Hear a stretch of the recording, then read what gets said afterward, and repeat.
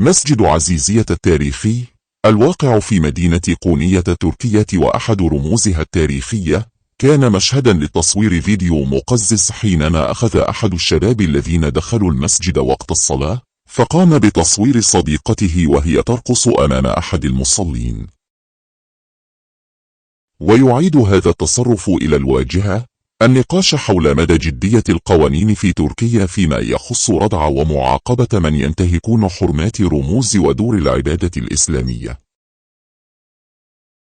وتجدر الإشارة إلى أن هذه الواقعة تأتي أياما قليلة بعد انتشار وتداول عدة مقاطع لمجموعة من الطلاب والطالبات يسخرون من صلاة المسلمين عبر ترند انتشر على مواقع التواصل التركية.